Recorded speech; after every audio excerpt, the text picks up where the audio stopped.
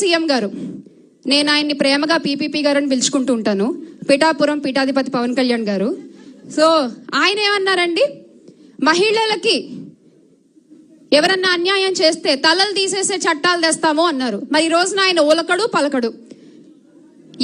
ఎలాంటి దుస్థితిలో ఉన్నాడంటే ఈరోజు మన ఆంధ్ర రాష్ట్ర డిప్యూటీ సీఎం గారు పక్క రాష్ట్ర మహిళలు ఆయన ఫోటోల్ని చెప్పులతో కొడుతున్నారు.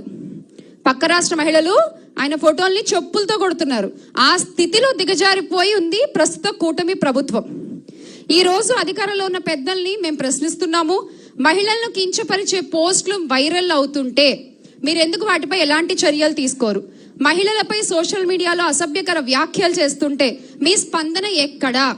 ఒక మహిళను అవమానించిన రాజకీయమా? ఇదేనా మీ రాజకీయం? అంటే మీకు వ్యతిరేకంగా మాట్లాడితే ఇష్టం వచ్చినట్టు పోస్టులు పెడతారా? మిమ్మల్ని నిలదీస్తే కేసులు పెడతారా?